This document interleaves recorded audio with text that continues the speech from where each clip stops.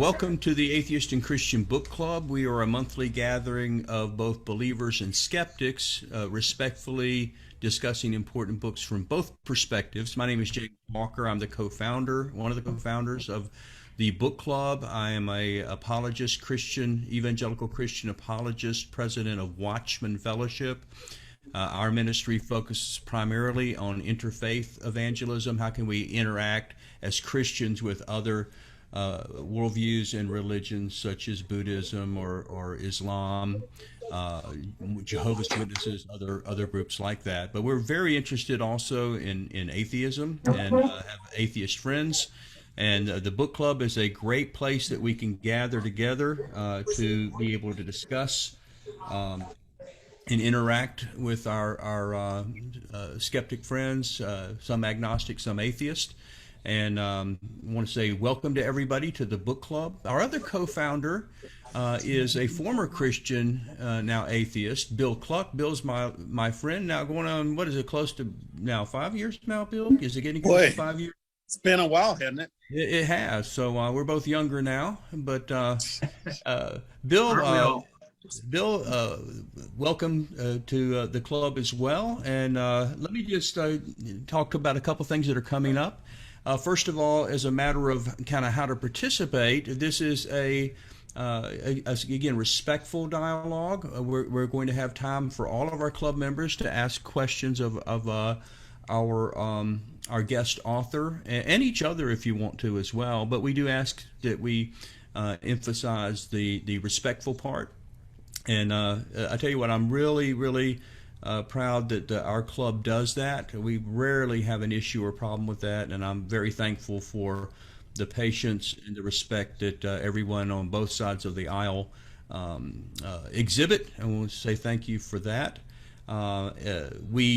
If you want to ask a question of the author, if you will talk with Brady Blevins in the chat, if you see it on mine, it's the bottom of the screen, but there's a place that you can text to the whole room. You can do that and just say, hey, either Daniel Ray or Brady Blevins, kind of our two moderators, that you can say, hey, I have a question, and maybe just a brief, half a sentence, what your question's about, and then we'll try to organize that and make sure that you can come up and unmute your mic and then ask your question, be able to interact with our guests. A couple of things that I want to tell you about. This is going to be a surprise, especially for our other co-hosts, because we had a long conversation today about what we're going to be doing next month or not doing next month. So, Bill, you don't know about this. This just now happened right before we went live with the meeting. So you'll be interested to know. I think everybody will be excited to know our next month's guest, tentatively. Oh, wow. Is going to be Lawrence Krauss. Lawrence Krauss is a theoretical physicist, cosmologist, New York Times best-selling author. I think most of us here, atheist or Christian, are familiar with that name. In fact, the second book we did in our book club, going on about 4 years ago now, was Dr. Krauss's book, A Universe from Nothing. He's graciously said he does want to be a part of next month's book club. Wow. The book is to be determined, so hang on. We're going to see. I'd like to even go back now that we have him with us. I would love to maybe even take another look at A Universe from Nothing. But he's written other books, well-received books, and so we're going to determine what book that's going to be and just firm it up with him. But he says he should be free, and that's going to be August 5th at 7 o'clock. So I'm very, very excited to have Lawrence Krauss joining our book club. So this month we have a special guest, which is the author of the book, Does God Exist? A History of Answers to the Question. And this is W. David Beck. He has his PhD from Boston University, and he is emeritus professor at Liberty University. And I'm going to ask Daniel Ray if you'll just take a few minutes and introduce our guest author this month. Yes, I had the delightful privilege not too long ago of having a wonderful conversation with David about his new book. It just came out, and I found out about David's work through Gary and Gary Habermas, and just a delightful conversation. I love philosophy. I'm not a philosopher, and this is in fact, I'll just read something from the back of of David's book, an endorsement from Gary, and I wholeheartedly concur with this. A single volume that contains a historical narrative, a compendium of arguments pertaining to God's existence, pro-con, from the most religious perspectives, all under one cover. Fantastic. And that's what this is. It's a pretty wonderful, concise achievement to have all the history of the philosophical arguments for God, not just for God, but against God. I think Dave does a great job of steelmanning the opposition to these arguments over the course of their existence. And so we had a delightful podcast chat. It's episode 61 and 62 on Apologetics Profile, if you haven't heard it. And just a great book and a wonderful gentleman, very avuncular, very down to earth. And so we encourage you to ask Dave good questions. He's probably heard them all. We had a nice chat about what it's like teaching freshman philosophy to a bunch of people that say, what's philosophy for? What do I need this for, Dr. Beck? When am I ever going to do math? That's what the 7th graders ask. And so by the time you get to college, you're like, when am I ever going to do philosophy, Professor? So as James said, he's Professor Emeritus at Liberty. And he also is the co-editor of another book, Raised on the Third Day, Defending the Historicity of the Resurrection of Jesus. And David's work has appeared in publications including the Philosophia Christi and the Journal of Evangelical Theological Society and Christianity Today. So welcome to the Atheist Christian Book Club, Dr. Beck. Thank you for joining us from the Carolinas. You're on vacation. You stepped out of your vacation for a couple hours, showed us the beach. It's great. And so thank you for joining us on vacation. Thank you so much. Well, thank you. This is great to be part of this book club. I look forward. I'm especially interested in talking with Lawrence Krauss, so I might have to tune in next month. Absolutely, you can. Yes, he's represented in the book, So yes, he is. Yes, he is. Yeah, we try to tie our themes together. So we went from Dawkins to your book, and then we're going to hopefully get Larry if he can commit, and then we're going to be we are the one after that. We may be getting Stephen C. Meyer to talk about his new book too. So we're just bang, bang, bang going down the road in these themes of philosophical arguments for God's existence. So thank you for participating. Thanks so much, Dr. Beck. We really appreciate you being part of our club. And just another little note on future. This summer we're trying to plan out the rest of the year and hopefully into 2022. But we also, Daniel Ray has been very busy talking to potential authors and also heard back from someone else. So did you want to give us a word on that, and maybe I can see if we can promote that a little bit? Absolutely. Ladies and gentlemen, boys and girls of all ages, we have a hot fall, maybe into 2022. We don't know yet. But we do have the potentiality for having Dr. Bart Ehrman. He emailed me back personally and said that his fee, he's got a pretty steep hourly fee, but he did seem open to it. And so I said, we may be able to pay you, sir. I wish we could. I wish we could pay everybody. But we generally don't. I mean, this is a completely free thing. But to get Bart Ehrman, we would need to raise something. So hopefully, James and I had thought about maybe a little contest, between the atheists and Christians. Who can raise enough money? Who can raise the most money of the book club? Can the atheists raise more money than the Christians, or can the Christians raise more money than the atheists? I just believe if we really put our efforts together, I'll go ahead and tell you, his fee is $1,000 an hour, so it'd be $2,000 if we wanted to have him for the whole book club. I don't know if that's possible, but I believe if we try our best, we could probably rent him for about 5 minutes at least. So you guys be thinking about that seriously. If we could have Bart Ehrman, I mean, he's respected on both sides of the aisle as a New Testament critic, scholar. We don't agree with him from the Christian perspective on many things, but interestingly, we've discovered that some of our atheist members don't agree with him, especially on the historicity of Jesus. He's a very outspoken proponent or critic of the Jesus mythicism position. And some of our atheists are as well, but some of them do side towards that. So speaking of one of the atheists who doesn't hold to the Jesus mythicist theory would be our other co-founder, Bill Klug. Bill, do you have any questions to kind of get us going to lead off with Dr. Beck? Thanks for coming, Dr. Beck. Let me just say right from the beginning, I used to go to Jerry Falwell's church in Liberty before they had the university. And it was really funny because everybody would go for Ed Henson because he was such a sophisticated, knowledgeable biblical scholar. And then when Jerry came on, it was just going to be a bunch of, just feel good stuff. Everybody just left the building. So people didn't know that didn't go there. But I went there for about 6 months and enjoyed it. So, but anyway, let me get right to the point. I really appreciate your interview with Ray. I thought it went very well. And I agree with you, actually, on the fact that, a Christian should have his faith based on a foundation. And that's very frustrating to me because I met someone just the other week and she goes, I don't care about the evidence.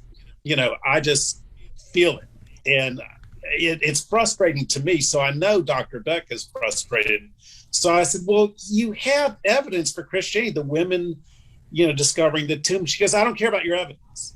So it's just very frustrating. So anyway, my question to Dr. Beck is, how would you rate the 4 arguments? The way I rate them as far as persuasiveness is the ontological number 4, moral 3, cosmological 2. And I think the best argument is the teleological argument, especially with Stephen Meyer's evidence that the DNA seems to be information rich.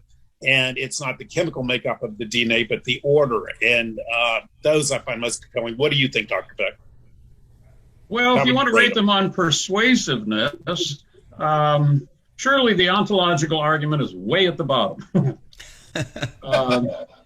Certainly, I mean, all of this certainly depends on the culture, where we are, what's popular, et cetera, et cetera.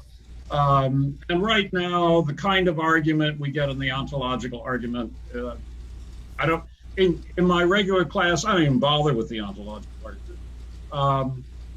But of course, there have been times when the ontological argument was in fact very persuasive to people. And I do in fact think that the current form that we've got is in fact a perfectly sound argument. But in any case, so we'll put that one at the bottom. I think at the top, kind of depends, this kind of shifts back and forth. When there are big moral issues going on, like right now, I think the moral argument comes out on top, that properly stated, the moral argument is pretty hard to reject in a climate where it just seems to everybody that clearly there are objective moral values. But that, next year could be entirely different. I would put maybe right now number 2, but frequently number 1 would be some version of the teleological argument, fine tuning, whatever. The cosmological argument, it's my favorite. I think it's the most powerful. I think it opens so many doors to understanding the nature of God and God's relationship to science and God's relationship to personal freedom and all the rest. So my favorite is the cosmological argument, but granted, in terms of persuasiveness right now in the current climate, it'd have to be 3. So there you are. You got a follow-up, Bill? Are you old Earth or young Earth? I think there's an in-between position. Really? Middle-aged. Good answer. The kind of typical extreme, let's call it extreme young Earth position, depends on there being no holes in the genealogies in Scripture. Got to negate that. And that, in fact, science. I've got a biologist friend who just really makes me angry sometimes, but he's a friend. That in fact science plays no role. Whenever scripture is up against science, science just goes down the drain. I don't know how you can be a biologist and do that, but he does. So if you accept those two ideas, then you're a sort of radical young Earth. Old Earthers are perfectly willing to accept science as a way of modifying how we understand Scripture, and they think that, in fact, the genealogical accounts are not without gaps, and so we can do pretty much anything, and so they're happy with billions of years or whatever. I'm kind of in between. It seems to me right now the scientific evidence is really kind of interesting. With the discovery of Göbekli Tepe and places like that take us back to Stone Age, to the very earliest records we have of some kind of human civilization, we're still talking 10 to maybe 12,000 BC. I find that rather interesting. So if that's true, then clearly radical young Earth is wrong. But on the other hand, some version in between seems to strike me more. Part of this is I just don't really think there's much of anything at stake here. To me, it's just not an interesting argument. It seems to me I can handle the biblical data perfectly fine on any account here. So here's the I'm not bothered by that foundation. Nobody's ever been able to answer this question, to my satisfaction. If you have death and disease, the progressive creationists like Hugh Ross that say that there is death in dinosaurs, that we see them eating each other, we see cancer in dinosaurs, we see thorns 65 million years ago. So if death and disease is the natural course of things, then it impacts the atonement. Why did Jesus have to die if death, disease, and so forth is the natural course of things? Well, I'm not sure what all to say here. We're getting into areas that are kind of a little outside far my afield. domain. Yeah, that's true. It's just it's a very thorny problem, like the thorns. Yeah. Into years. Yeah. I just don't think the whole discussion about dates and how far back you can go. I just myself don't find it very interesting. I think the biblical account will handle millions, billions of years. I think it's perfectly pliable to 10,000 or 15,000. Dr. Beck. Hey, thank you. Let me, why don't we just jump into your favorite one, and something that you raised in our podcast when we talked, and something I think it's an excellent point you make in the book regarding a lot of the objections to the cosmological argument, the many different facets of it, you argue have been answered in antiquity. Would you mind expanding on that, if you would? Well, actually, all of these arguments have been around since the ancient Greeks, and pretty much all of the kinds of objections that are currently raised have long since been answered. Maybe the only ones that couldn't have been answered are those areas in the teleological argument that depend on current astronomy, current probability theory, mathematics, et cetera, et cetera. There are certainly some things there that haven't been answered. But the objections to the cosmological argument have been around for a very long time. Thomas Aquinas already states as upfront objections the problem of evil, which is probably the most frequent objection brought to all of the arguments, at least the three, and really, in a way, is sort of the only pro-atheist real argument. Some version of the problem of evil. Thomas already has that and points out that it's really quite irrelevant to the cosmological argument. And the other has to do with various ideas about time and how that figures in. And of course, in the Aristotelian Thomistic argument, time doesn't play a factor anyway. So all of those kinds of questions go away too.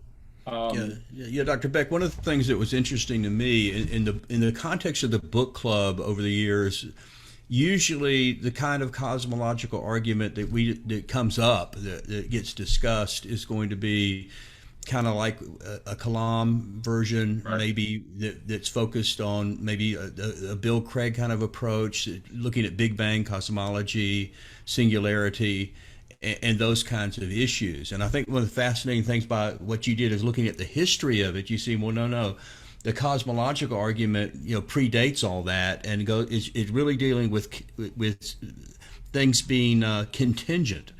And it could many things, not just matter, energy, space, and time, but emotion. Could you kind of just go back? I don't want you to rehash the whole book, but just talk about why contingency becomes an issue, and why you can't have eternal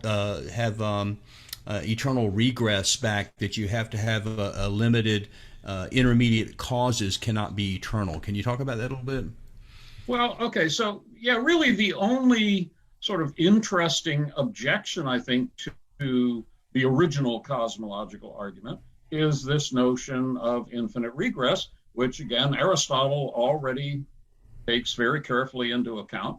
And his argument is simply that if you have cause and effect, normally in our human lives and the way we live them, there are several factors in between.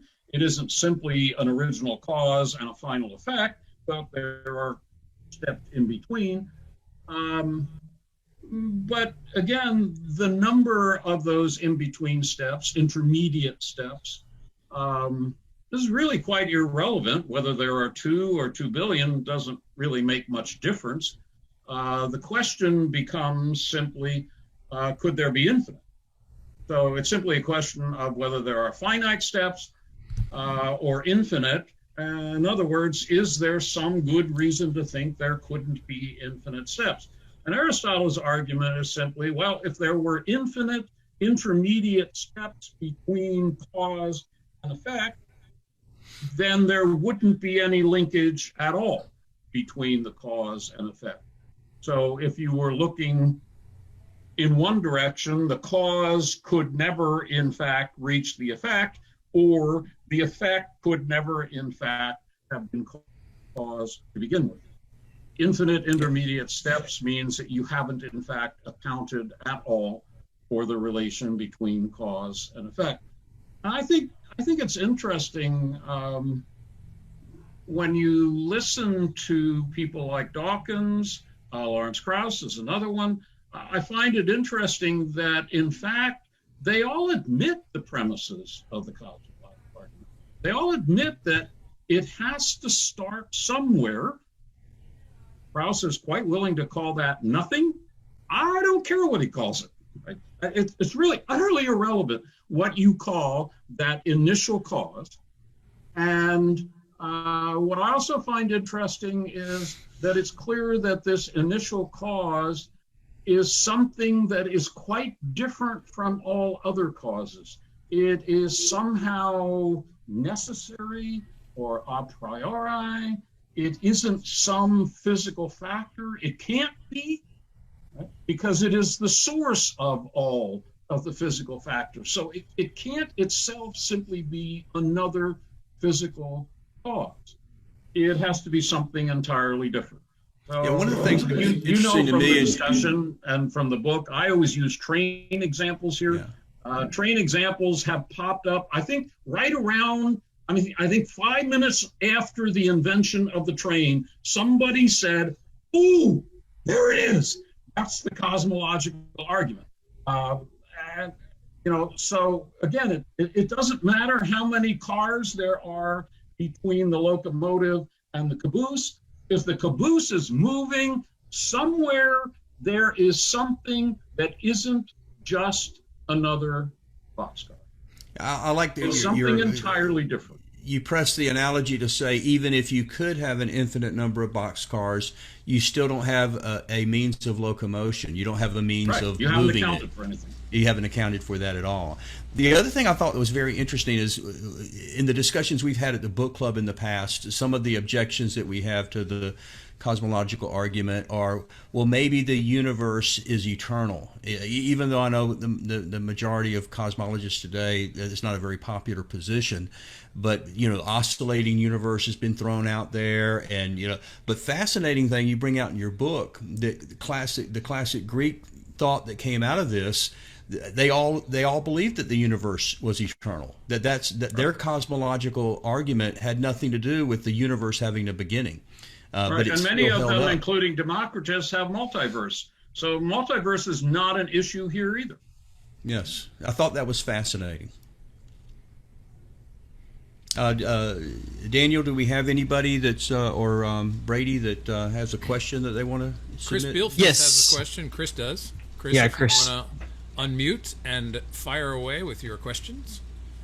Yeah, Dr. Beck, thank you for joining us. I listened to the podcast you did with Daniel. It was a very good listen. I noticed that on several of the topics, the idea of common sense kept coming up, be it related to causality or objective morals and other things. My concern was that common sense is often wrong. There was a point in time when common sense, like when you talked about morality before, you used the term clearly it seems there was objective morality. Well, there was a point in time when clearly it seems the sun revolves around the earth. And then we learned more things and we realized that common sense explanation was incorrect. So I was wondering if it's a dangerous proposition to keep retreating to common sense, like it's somehow a bastion of security. Like you even said when you were talking about your freshman year students who get overwhelmed, you told them to, okay, when you have doubts, retreat to your common sense. And it's something you can always come back to. So I was curious your thoughts on that, if that is a dangerous proposition to be telling people to rely on their common sense so much.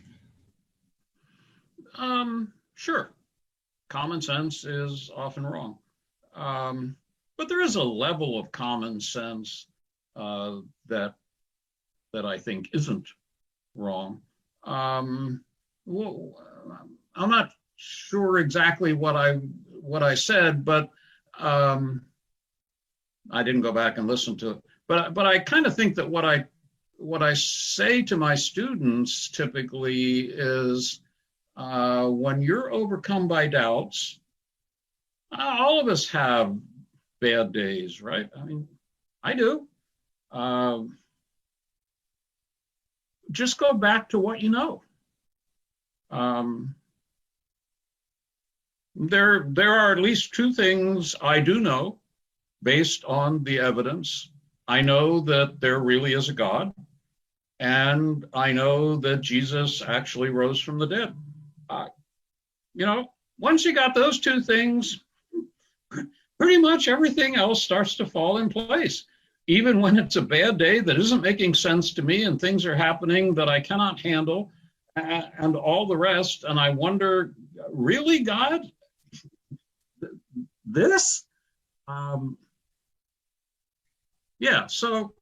So there is a level, a kind of common sense that I think we do rely on.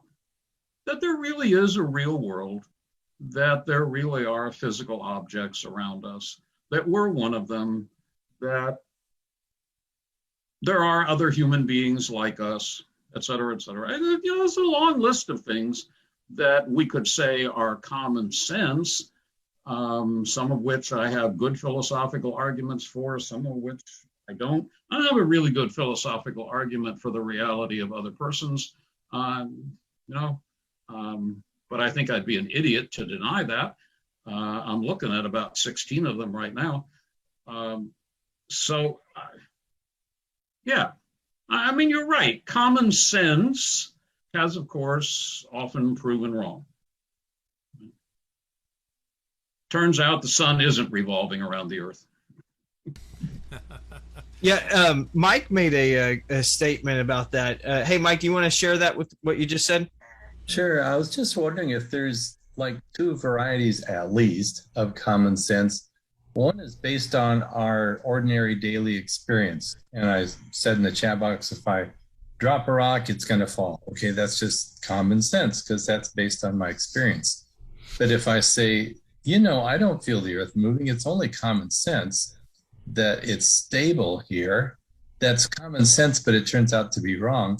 But it's common sense, but it's the kind of common sense that is outside our experience and provability there. So seems like there's at least a couple varieties of common sense. There's probably more.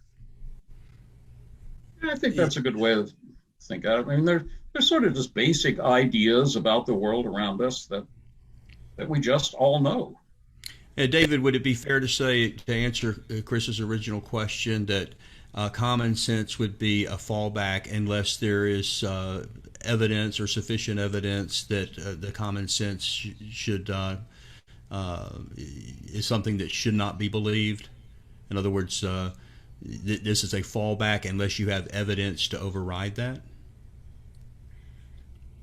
Well, I suppose you could say that. But of course, it is of course true that some very seemingly obvious ideas that humanity has held for a long time turned out to be not quite right. So, now, David, but on the other hand, I mean, go ahead. I'm sorry. There are an awful lot of things that human beings have all agreed on since as far back as we know. That's why we assume, I think it's really interesting to listen to these scientists, archaeologists, et cetera, try to explain the findings in this location in Turkey. And they're probably wrong about it, but on the other hand, the very fact that we think we can use our ordinary human reason and experience to explain the life of human beings 10,000 BC, doesn't that tell us that there is a sort of level of common sense that we operate with? We just assume that these human beings 12,000 years ago thought pretty much the same way we did about the earth and about our lives and how we interact with it. It's amazing how much, in fact, they knew. I think maybe, did you have a question or comment about Lawrence Krauss in relationship to this? Tina had one, James, that we'll do Tina, okay. And then we'll have Phil offer them. They're both really good. So Okay. Tina, if you want to unmute, you can ask Dr. Beck. Go ahead. Thank you. I'd like to know what your thoughts are as to what is the best evidence out there that the universe is not eternal. I've had a lot of discussions with my agnostic father about this, and he is very insistent that the universe is eternal. And he doesn't really want to have so much of a discussion about it as he wants to just kind of shout it louder than I do. So I was wondering what thoughts you have on that. Okay, let's make it an important distinction. this is really important to Christian theology, between eternal and what we'll call everlasting. The universe is a sequence of finite events, okay, in time. What we do with time is, we can ignore that. The question is this: how many of them are there?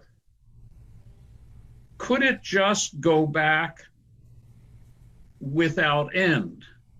Well, I don't know what to say about that. Remember, Thomas Aquinas disagreed with the Arabic philosophers about the Kalam argument because he did think it's entirely plausible that an infinite God has been creating an everlasting universe. He thought that entirely possible, philosophically. His point was, we know that creation occurred at a point in time, and therefore it isn't everlasting going backwards, only from Scripture. That there was, in fact, a first point in time, we only know from Scripture. There is no philosophical evidence for it. It's quite plausible that the universe is everlasting, but of course it can't be eternal.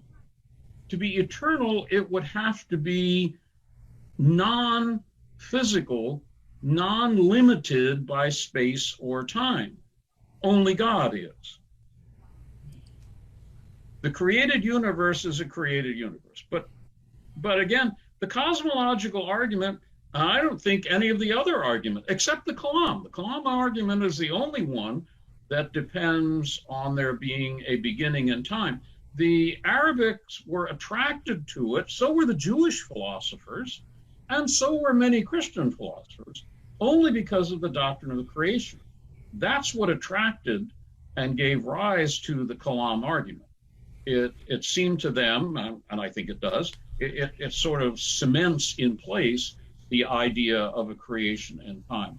But I don't think there's anything crucial about that point. The cosmological argument in its original form, the teleological argument, certainly the moral argument, and certainly the ontological argument, it's really quite irrelevant to any of them whether the universe is everlasting. Now, again, the universe is a sequence of contingent events, so it can't be eternal in the proper sense of the word. Would you mind, just for those that are new to the discussion, could you just give the thumbnail syllogism or what have you of the Kalam version of the cosmological argument? Well, it's simply the point that there can't be an actual infinite. An actual would have to be a contingent being and therefore couldn't be infinite. So if there can't be an actual infinite, then there can't be an infinite universe. And therefore, there must be a beginning of the universe. We don't have to know when that is, but if there is a beginning, then there has to be a cause of that beginning outside of the sequence of time. I think William Lane Craig likes to say it, anything that begins to exist has a cause. Have a cause. The universe began to exist. The universe has a cause. Right. And then, where he tries to, back that up, he cites Vilenkin and other, cosmologists, the majority opinion being that matter, energy, space, and time did have a beginning. And that's relatively new, the last, 50 or 100 years, but it's pretty much, modern cosmologists. Of course, that could be right. proven wrong later somehow. And what you're saying and what your book's pointing out is the cosmological argument doesn't even need to have a universe that begins. It deals with causality, and it stands in multiple ways. And I think you mentioned, time. You mentioned movement. There's other things you can look at. Everything that we can observe is contingent. And so, like your boxcar analogy, you have to have a locomotive somewhere. If the train is moving. Yes, if the train is moving. Yes. Yeah. So, I mean, the only real objection, it seems to me, to the cosmological argument, there is no event. There just aren't any boxcars moving. Yes. But doesn't seem to me to be a very plausible kind of objection. Right. Well, there just really isn't a universe. There's just me. And I'm imagining all of this. Hey, Daniel, do we have another question? Phil had a question about, I think it pertains just to what we were talking about. Phil, I think you wanted to mention something about Lawrence Krauss and his philosophical use of nothing. Yeah, it was really more of a comment than it was a question.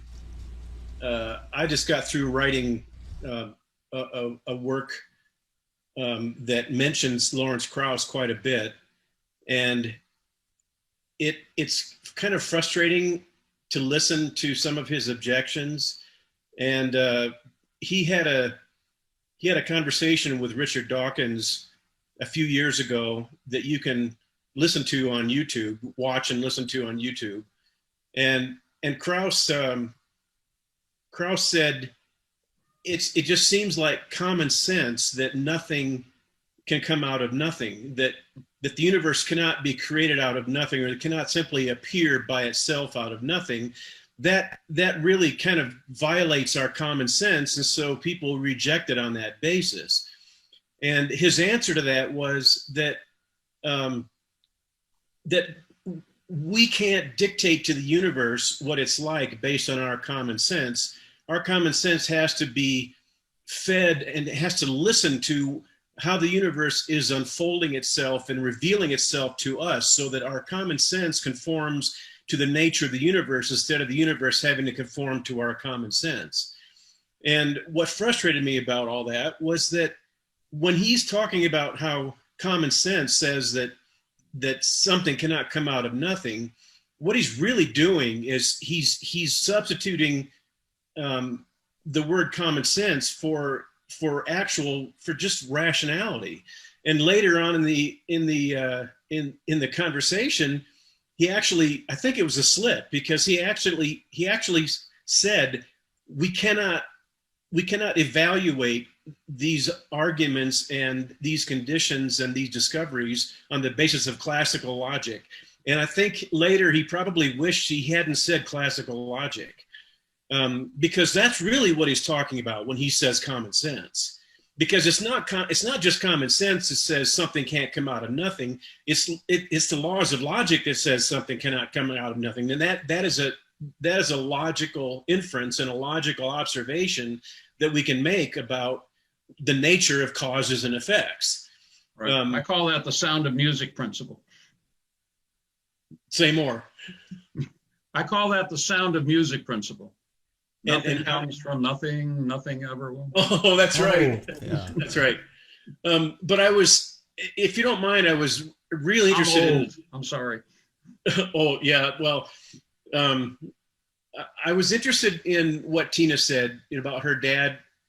And if it's okay, I would kind of like to comment on that a little bit, because we really have already addressed the question of whether or not the universe can stretch back to an infinite past.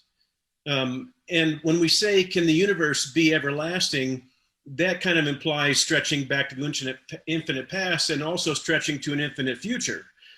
And so really what we're interested in is whether it stretches back to an infinite past. And if it did, then that means that there has to have been an infinite regress of contingent causes, which is logically impossible. And also there has to be an infinite regress of time, which is also logically impossible. So I would probably say to your dad, can you explain how there can be such a thing as an infinite regress of causes? Because if there is an infinite regressive cause, David already said this earlier. If there's an infinite regressive cause, the present cause could never, or the present effect could never arrive. You can't jump out of a bottomless pit.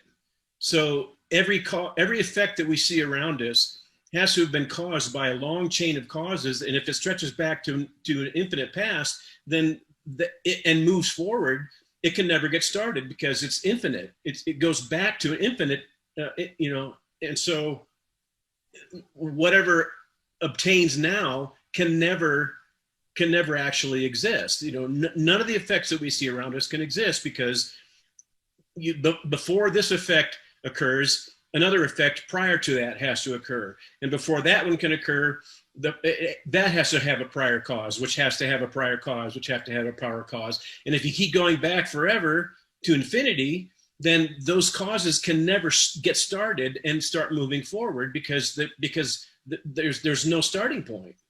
If there's no starting point, there can't be a progression.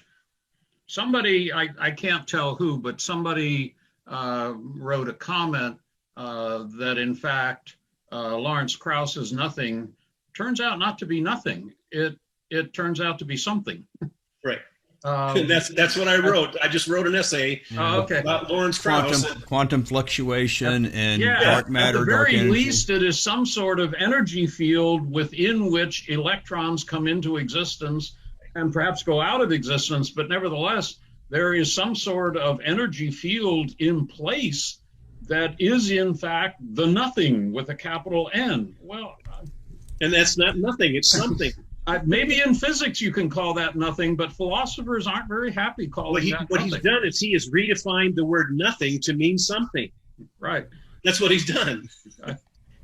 Well, and two, I've seen several debates and I've read some articles. I've read the Universe from Nothing book, and it's an equivocation, but I've heard Lawrence say on a couple of times that science is changing the definitions of words. And that's where we get, is that a philosophical move? Is that a scientific move? And I want to ask him all the time, I said, how do you take physical science and change a dictionary definition of something?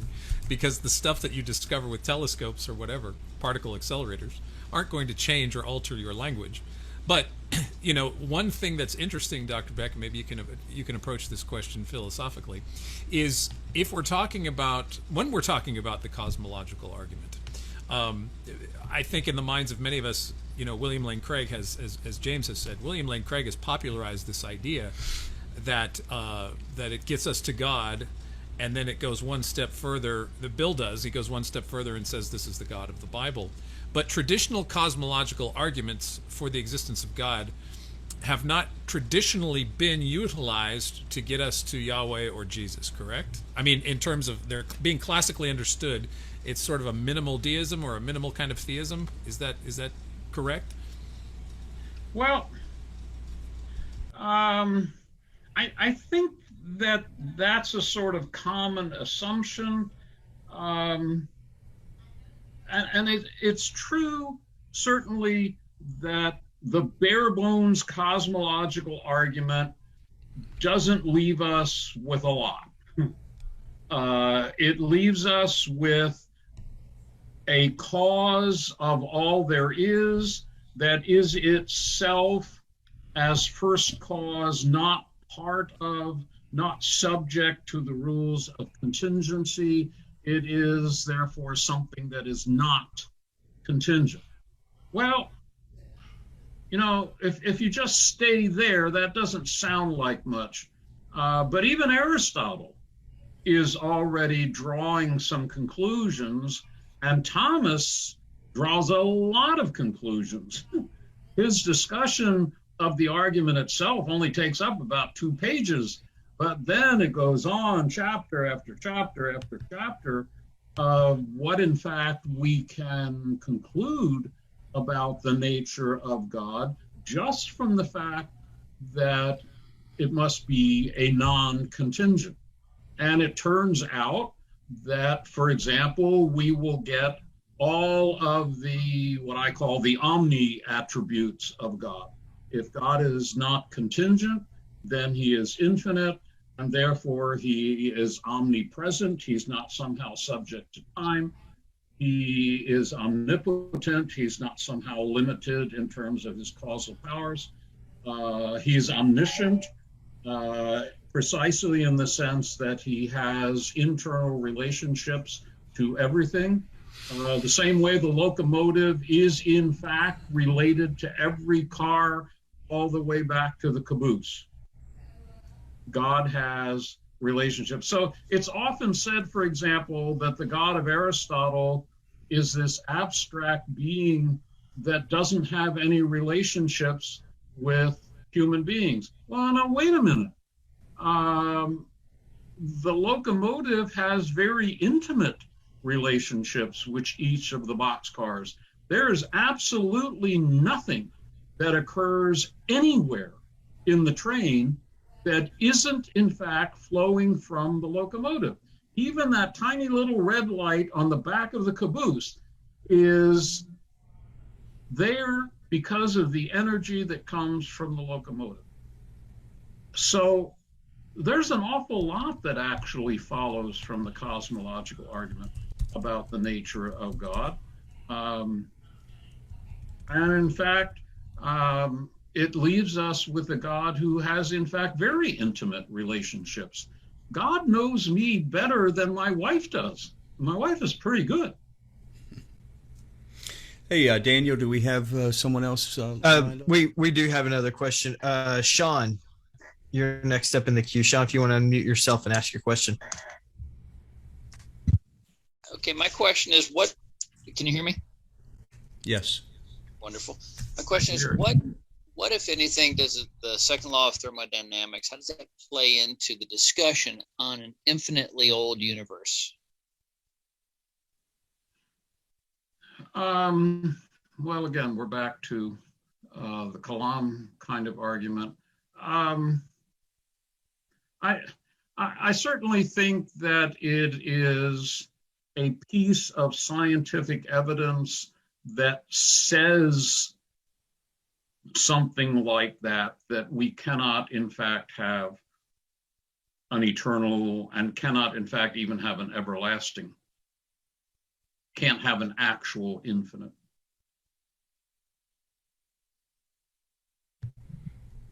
Yeah, I think you're right. I think the argument would be that it would wind down over time and there would be entropy, and that you would have to have something putting energy back into the system from the outside.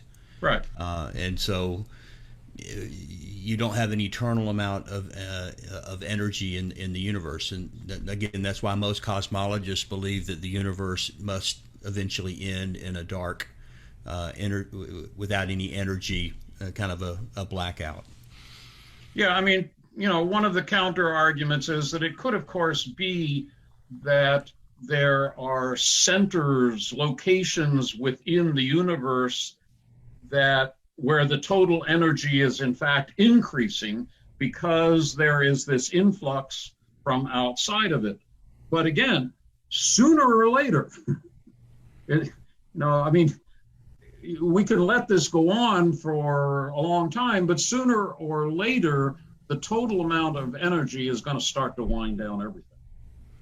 Yeah, Brady, do we have somebody else? Or Daniel? Yeah, I think River had a question. Yeah, can you unmute, River? Yeah, sure. You hear me okay? Yeah. Sorry to come in late. I got stuck in traffic coming back with tacos. Well, welcome to the club. Thank you. This is my first time here. I thought I'd check it out. Okay, so I have a question for our speaker, I guess. Well, it's sort of a preliminary question leading into another question, I suppose. When you're referring to the universe, are you talking about our local visible universe that began with the Big Bang? Am I can barely hear you. Sorry. Is this better? I'm using universe in the philosophical sense. Everything there is. Okay, and but that might in fact be a multiverse. I don't think that's philosophically interesting. Okay, so what I'm asking is, I'm talking about a scientific definition of the universe, which is our local universe that is currently expanding, that began at the point we have termed the Big Bang. That is the universe. Now, as far as what may have preceded that or what may be outside of that, that's the topic of what came first, or multiverse theory or whatever. So maybe I would ask you to be more precise with your language as to what universe means, because like if we're not going to if we have a scientific definition of a thing, right, we should use that. Does that make sense? Not if you're a philosopher. But I'm sorry, but like, how does your philosophy override what we know from physics? Because what we're doing is metaphysics. So I mean, all I'm saying is we can use the word universe in whatever scientific sense you want. Well, no, we can't. It actually has a definition. If we're not going to use the definitions of words, why do we bother having conversations? You can't use a word in any way you want. It has a definition. I understand. Okay. So use some other word. I don't care. I'm talking here metaphysics. I'm simply talking about everything that is. Everything that is. I think part of our earlier conversation, River, was talking about that the foundation of the cosmological argument goes back to Aristotle, even earlier versions with Plato to some degree. And all of these people, all of these philosophers would hold to a universe that was eternal. And so while this would affect the Kalam version of the cosmological argument, perhaps, in one regard, if you say, well, what about the things that happened before the Big Bang? In a sense, are you not just taking that same problem and pushing it back further? Well, no. Because we don't know what might have been before. Like there might have been universes exploding and dying and exploding and dying before that. We just don't have any way to know. An infinite number? Well, I don't know. We don't know. Yeah. That's the thing. Well, that's what I think Dr. Beck is saying, River, right, is that whatever it is, however big you want to contain it, however many infinite Big Bangs or booms or multiverses, whatever the whole kit and caboodle is, metaphysically, philosophically, and classical philosophical argumentation, that's what he means by universe. The whole thing. The Greeks would have called it cosmos. Everything that is. That's the philosophical nature of what Dr. Beck is arguing. So that's what we would call cosmos. Carl Sagan, that the cosmos is all there is, ever was, and ever will be. Okay. That's better. Let's separate cosmos from universe that way. Okay. And then I'll maybe come back to another question. Did you want to go ahead and do that now? Or do you want to wait till later on that? I want to rethink, so maybe I'll go back in the queue. Great. Well, thanks for that input. And did we have another one, Daniel? Another question or comment? Let's see. And it's my okay, there we go. I lost my cursor. Phil, did you have Cy? Did you want to say something? I know you asked me to join. I know I'd like to give you the opportunity to share, because you are a scientist, Cy, and yes. So we'd like to have a science mind on this. How much philosophy goes into science? And I know I put you on the spot, so if you don't have a question, that's okay. I just want to introduce everybody to you. That's Cy Gart. He has a book called The Works of His Hands. I interviewed Cy on the podcast. He's a friend on Twitter, a wonderful gentleman. Gets it all the time from skeptics on Twitter and everything. But Cy, welcome to the club. If you have something to say, great. If not, I just want to have introduce you. So I sent you a message that I have a question. But yes, I saw that. I didn't get to see the question, but go ahead and ask. Dr. Beck, you said something in answer to River's question that kind of surprised me, and I guess I'd like to ask you. As Daniel just said, I am a scientist, and I often criticize my scientific colleagues for dismissing philosophy, and I think it's a very tragic thing that so many scientists consider philosophy a waste of time and not able to address questions about the world. But what I heard you just say in answer to River's question sounded like you were saying that you're doing philosophy, not science. And I don't understand that because, I mean, I understand that philosophy is a discipline, but how do you go about when you're trying to understand the truth of reality, the truth of the world? How do you go about dismissing scientific findings such as the origin of our universe, the Big Bang, as an event in time? And we know the timing of that event. It was 14.8 billion years ago, sorry. How do you not want to incorporate that into your philosophical ideas and into your analysis? Why do some philosophers, I know many don't, why do philosophers insist on using the philosophical arguments that were generated centuries ago before scientific knowledge was anywhere near what it is today? There's such a tremendous wealth of new knowledge about reality that could form the basis of some beautiful philosophy. And so this is, I think, a fundamental question I'm asking is, what is your feeling about the relationship between science and philosophy? I'm an Aristotelian. Sorry to hear that. So I think that human knowledge is simply a matter of different levels of abstraction. There's a first level of abstraction that is simply observation. The things that we see, feel, touch, etc. Then there's the first sort of real level of abstraction that has actually a lot of different levels to it that we'll just call science.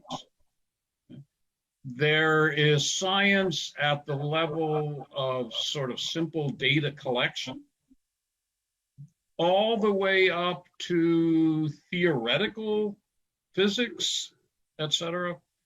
That, I don't know how many different levels of abstraction, but it's simply building levels of becoming more and more abstract, more and more generalizing, more and more bringing together into some sort of harmonious account of those basic observations down at that lowest level. On top of that, Aristotle thinks there's something called metaphysics, which is a higher level of abstraction.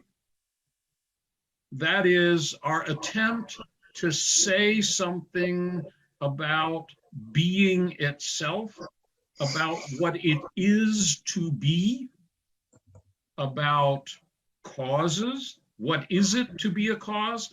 Scientists locate actual causes. They want to trace causal relationships. The philosopher wants to ask, what is a cause? What is that sort of thing? What kind of relationship is there that we call cause-effect relationships? And so on and so on. So now to answer your question, I can't do metaphysics without doing physics. And at no point can I ever deny the scientific evidence. But there is, of course, from time to time, there will be scientific discoveries that philosophers will look at and say, no, that can't be. That doesn't fit the general laws of logic. And sooner or later, they're proven right. It works out the other way, too. There are times when the philosophers are proven wrong, and we have to go back and revise our philosophy. There are also times when logic tells us something that science hasn't yet discovered.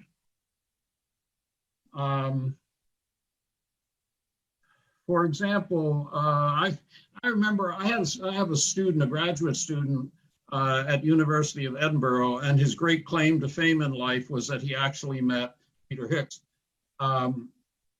And Hicks was interviewed shortly after he got his Nobel Prize, and he was asked, "Now wait a minute, you actually discovered this back in 1964, right?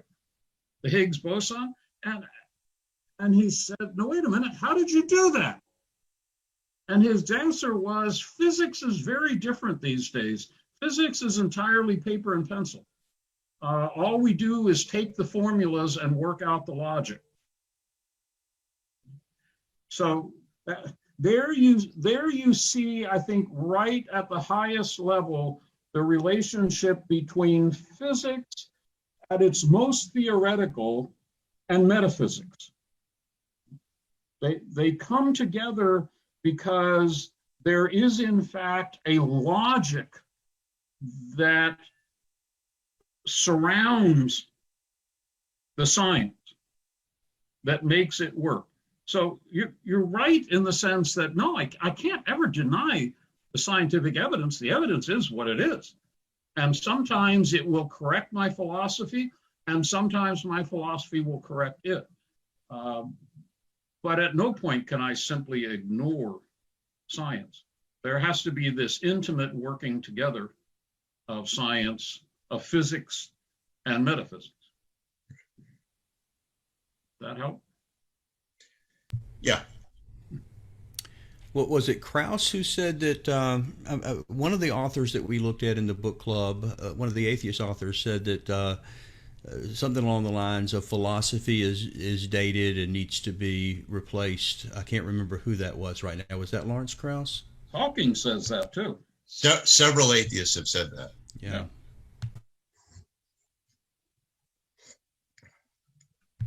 Yeah, guys, do we have someone else queued up? I'm sorry, I missed that. Several atheists have said what?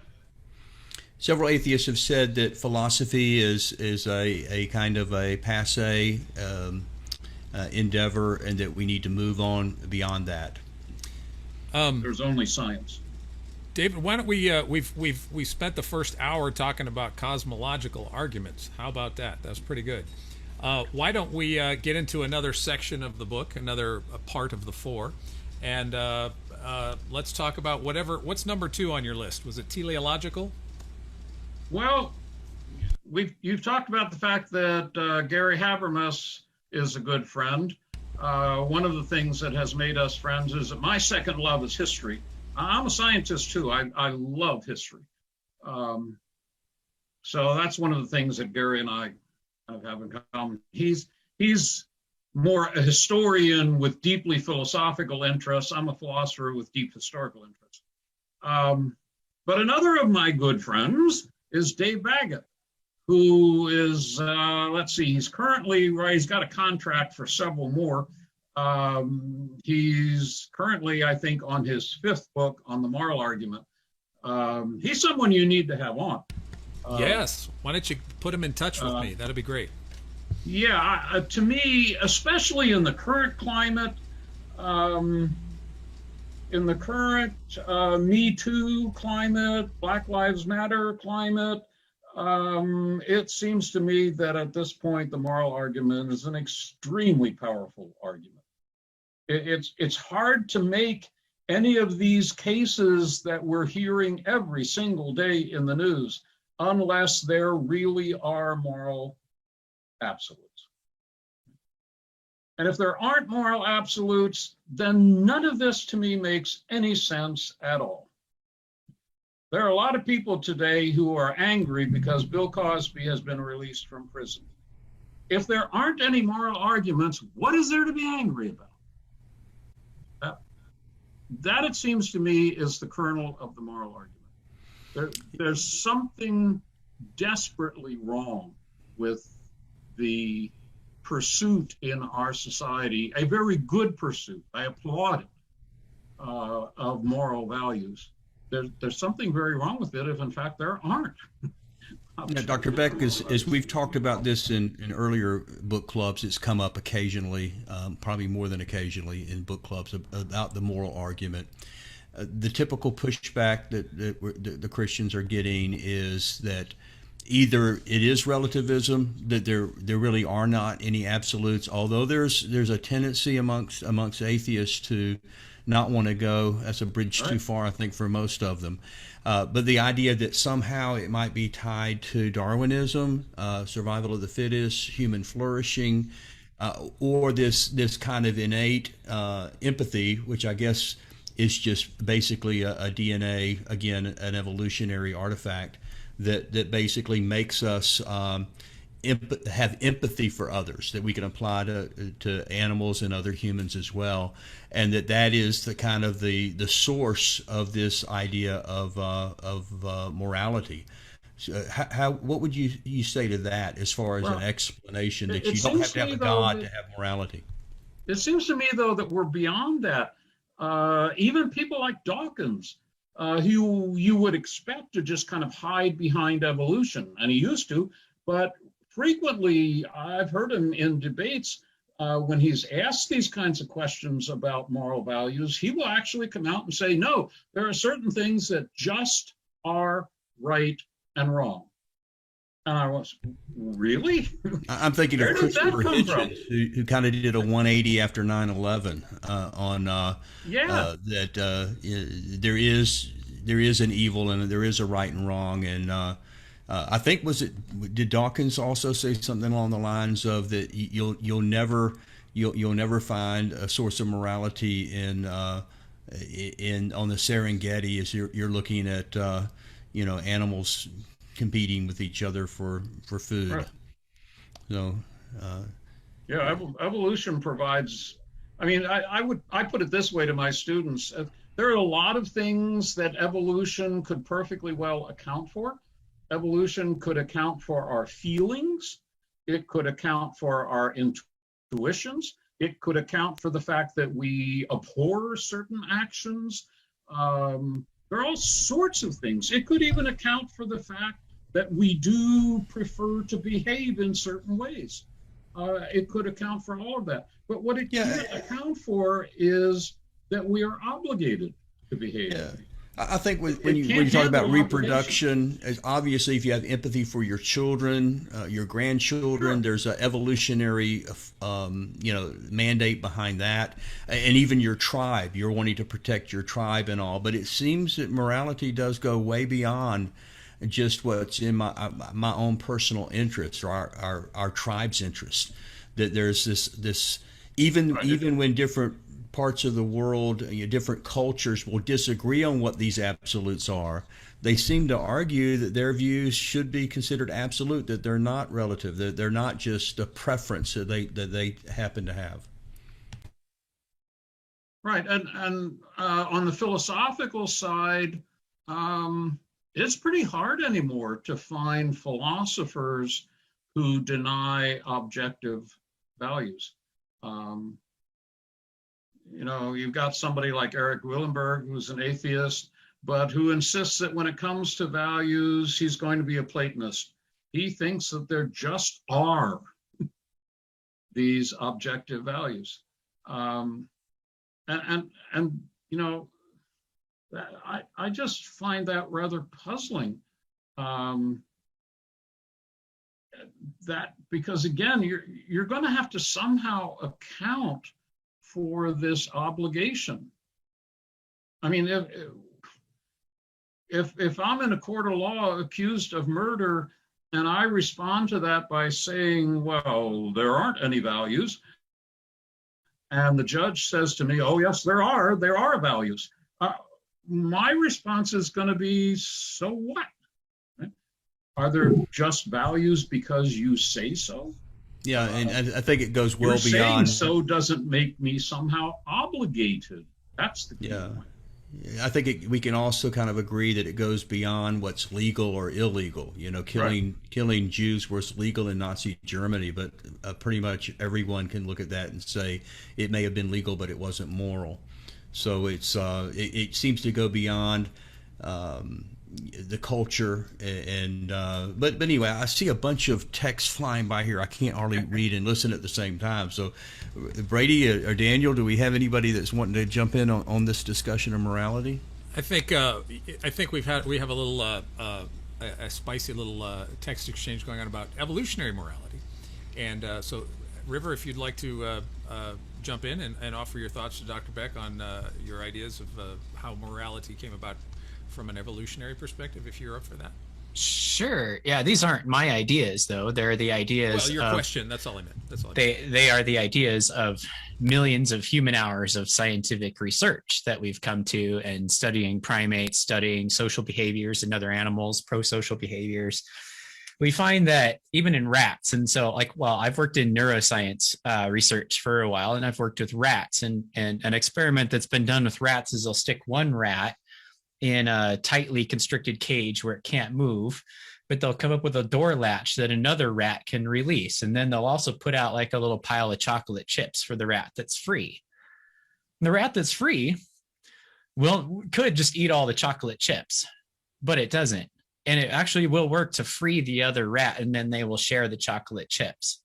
Okay. The fact is that empathetic behavior is observed in many, many, many animal species, and it predates Homo sapiens.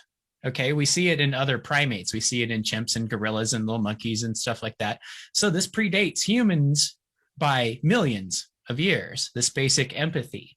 And if we look at other primates and other social animal species, we find that they engage in the same kinds of behaviors that we do.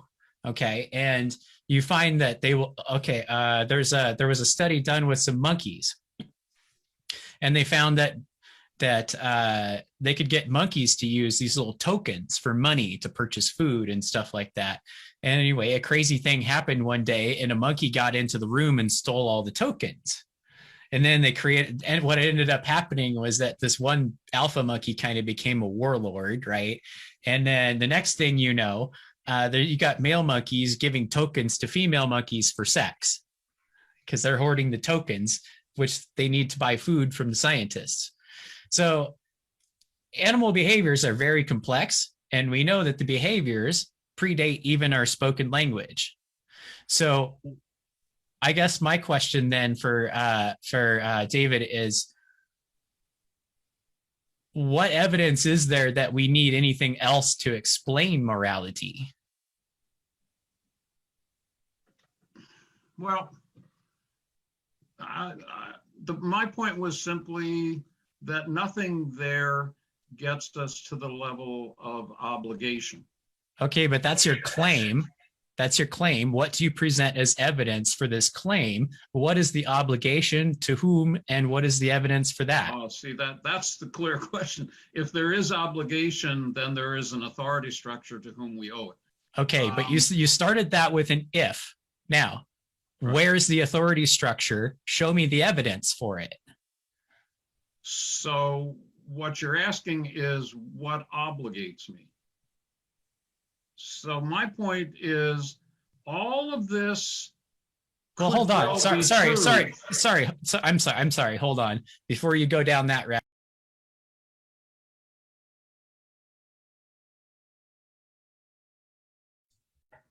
River, you're muted. You lost your mic. Oh, you yeah. lost your mic. I'm sorry. Okay, so before we go down that rabbit track, I guess let me clarify my question. What evidence is there that there is any obligation even necessary to explain anything? Well, it's clearly necessary to explain human behavior. No, it isn't. Like, well, how? Because if my child disobeys, and I say, no, wait a minute, what you did was wrong. And they say to me, well, I don't care what you think. But wait a minute, there's something more to this. it isn't just a matter, you can't come back to me and say, well, I just did that because the evolutionary forces made me do that. All of that account that you gave us, no doubt is true, but it doesn't in any way obligate me. I still have a question. When you do something wrong, there's a question I'm going to ask you that I'm not going to ask the monkeys. I'm going to ask you, now, wait a minute, on what basis do you justify what you did? To which the answer is not, there's some evolutionary chain of events that caused me to do that. I don't care about the evolutionary chain of events at this point. I want to know, on what basis do you justify what you did? It's that level of justification that depends on your doing things intentionally that gives me this sphere or level, if you want, of obligation behavior. Okay. I act in certain ways because I ought to or ought not to. So let me evolution won't help me at that. let me add a clarification. So what I explained about evolutionary, the biological basis for behavior, is what predates human moral systems. Okay. Human moral systems have come along later and added to that. Like we've had there would be tribal codes of behavior. Religions kind of came along after human civilizations got too big for everyone to know each other and for justice to kind of operate at a tribal level. And then we also have things like, the Enlightenment and humanism. And this is where secular law came from. In fact, that secular law goes all the way back to Hammurabi, right? And probably before that, it's just Hammurabi became famous for carving it in stone so that human whims couldn't just change the law anytime. So we've got evolutionary basis, and then we've got human legal structures, right? And so I guess what I'm getting at is, why is a God necessary to explain any of this? Because we don't have morality at all until we have human intentionality. And the minute we have that human intentionality that defines obligation, now there has to be an authority structure. Okay, but what you said just adds, it's just word salad. There's none of that requires a God to explain human moral systems. Your obligation to obey the speed limits, for example, is, you can break the speed limit, but there's consequences. You can murder people, but there's consequences. If you wish to remain a free person and not find yourself in legal entanglement, then you have an obligation to follow the law. So where's the God part? But again, that whole context of legalities doesn't have any real implications for morality. River, maybe a way of getting back to the kind of a more foundational version of that question is the idea that the moral obligations that we feel is simply an accident of evolution, that we develop some type of empathy, but there really isn't a moral justification beyond that. It's simply evolutionary feelings that we developed, maybe more elaborate, more detailed than the other primates, let's say. Well, that's what I'm asking you is, why do you need a God to explain? Humans have more complex moral systems than other primates do. Yeah, but they're based on the same biology, but we have complex language. Okay. And so I'm asking, why do we need a God to explain any of this? We have obligations to be decent human beings to others because we don't want other human beings to be mean to us. This is from my perspective, from the scientific perspective, this is completely explained and very simple. And now you're coming along and saying, oh, we need a God to explain this. And I'm saying we don't. And nobody has presented me any evidence that says we need a God. There's nothing unexplained here. Well, I think, River, you just said it. We don't want people to do this or to do that with us. And so it's this reciprocal innate desire.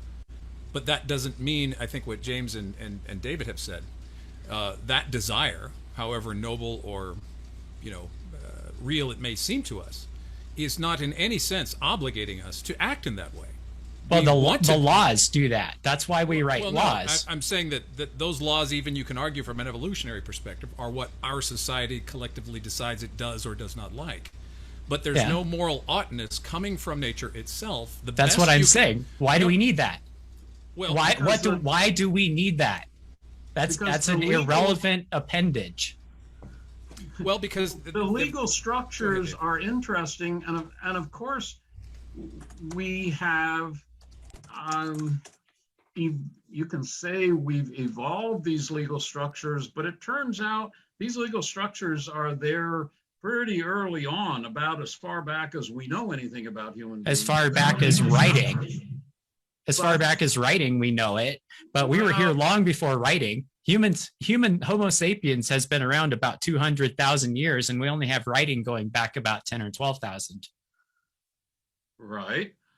So, and here's the thing, laws have evolved. The earliest known written human law we have was the Code of Hammurabi, unless I'm remembering wrong. But if you look at those laws that had things like chopping off hands for theft and stuff, our laws have evolved somewhat in Western societies, at least, to the point we're not this kind of barbaric. So I would say that laws very clearly do evolve. But none of those laws tell me anything about why something is actually right or wrong. And why do we need that? This is a serious question. People keep refusing. We lost your you mic. muted yourself there, or you lost your mic in some way. Yeah. No, maybe back up just a little bit. So are you saying that there are no oughts, and why are we asking that there be oughts? Or do you say there are oughts, but biology explains them? And maybe that's part of the confusion. The oughts are based on the biology that is formalized through human systems of law and culture and cultural mores and societal expectations and stuff. Those are the oughts. Like for, your mom saying like, don't cut in line or whatever, that's an ought, but it's based on the basic human empathy if we really drill down into it. And so what I'm saying is, why do you need an ought from somewhere outside of Earth to explain any of this? Yeah, again, I think that helps explain what you were saying, because it was sounding to me that you were saying that we don't have oughts. Well, what you were saying we do, but its source is found totally in biology, which was a product of evolution. Biology and the study of law and whatever, and sociology, and all the other things that go into our updating of laws and cultures as we evolve. But then I want to say those aren't oughts. If this is simply a matter of biology that we've come to codify in laws, that tells me nothing at all about obligation. Doesn't tell me at all about what I ought to do or why I ought to do something. It simply tells me that the law is opposed to it, to which I'm perfectly free to say, who cares? I don't care what the law happens to say. How many laws do you go and break on a regular basis in front of a police officer?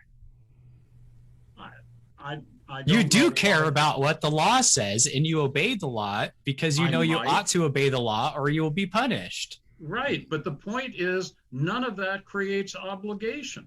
But why do we need that? Of course I obey the law, and of course I'm more inclined to obey the law. I'm more inclined to obey the speeding laws if there's a police car next to me than if not. That's all true, but none of that has anything to do with obligation. You keep claiming that there's this obligation thing. But you haven't shown that any such thing exists or explains anything or is necessary to explain anything. You're just making it up.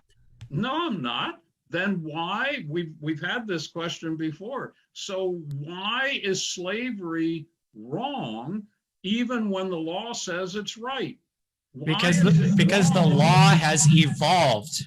The law has evolved. It used to be legal to own slaves, and now it's not, because humanists came along and decided it was wrong to own other people. So by your definition, it was perfectly right to have slaves, to kill slaves. Not by my morality.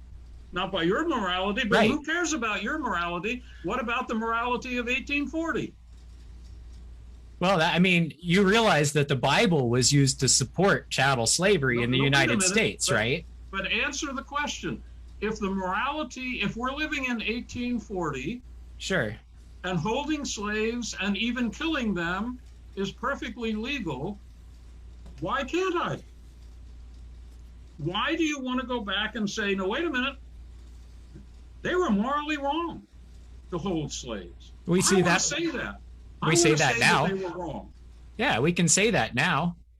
No, they should have said it then. And they should have. They should have. Where's but you got to remember something, okay? We are primates. All right, we are ancient primates. And we were savages. We still are savages in many parts of the world. Slavery still goes on in many parts of the world. All kinds of murder and stuff. We're a terrible bunch of awful, murderous monkeys. And it's only been in parts of the world that we've kind of crawled out of that with civilization, which we've of course done by like turning the whole rest of the planet into our empire. But civilization is relatively new to us. Now, are you saying that's a bad thing? We ought to do that, or we ought not to do that? Ought to what? To behave that way. I'm sorry, behave which way? I got kind of the vicious primates that we are and still are in parts of the world. Well, no, I'm not saying we ought to be that way, or we ought not to be that way. No, I'm saying that's a matter of history. It's what we were. I mean, if we go far enough back, we were fish. I'm not saying that evolution is a reason. Back to our discussion, though, maybe I can clarify what I'm saying by that. You're saying it in such a way, which I would agree with you if that's what you mean, that we ought not to have been that way, and we ought to be more like we are now, but we're still not where we ought to be. Yeah, we're still evolving. But there's an oughtness which seems to be disconnected from the current laws that we have. We all agree that the laws of 1840 were wrong, bad. Many of them were, not all of them. Many of them were. What we are now, it's like when you reduce morality to a consensus, a social construct, then it's based on a survey. And wherever the survey is now on any issue, you can do the survey 20 years ago, you're going to get one answer. Go back to Nazi Germany, you get another answer. Everything we hold right now as an ought is going to be considered barbaric 50 years from now, 100 years from now. So what we're saying is there an objective morality, an ought that would apply to all people at all times that we may or may not have connected to, but it's out there somewhere? If there is one, where would you find it? Well, that's the question. You just admitted it. You said that there ought to have been different laws. Well, based on what we know now and what we believe now in this part of the world. Can I ask you a question, I think you mean more than that. I think you mean that they were really, really wrong. Yeah, let me ask you, if you're talking about morality coming from evolution and it's still changing, which we've just agreed, then you're not really talking about biological evolution, because that doesn't happen in a few hundred years or even a few thousand years. You're talking about cultural evolution. Right, yeah. They keep evolving. What you're talking about is a cultural evolution that allows us to make new judgments about what's good and what's evil, right? Yes. Okay. So I'm saying it's based on biological evolution, our empathy, and our because those two things are really different, as I think you know. No, they're interrelated. No, but biological evolution is a matter of genetics. Not strictly. Yes, it is. And cultural evolution is a matter of the human brain. and human culture. What So do you those think two- the those human two things are brain? not the same process whatsoever, and I think you do know that. That they are interrelated. Human In what way? culture is an outgrowth of human bodies. I mean, you don't see chimpanzees with human culture. Well, that's interesting. And the way that we describe this is Exactly. human I would agree human with culture. Human culture is actually a phenotype of our biology. in some degree, but it doesn't. In some degree. But it doesn't change as a result of our biology, because our biology does not change that rapidly. Not as rapidly as our culture, right? Our cultural evolution happens. A huge difference in scale.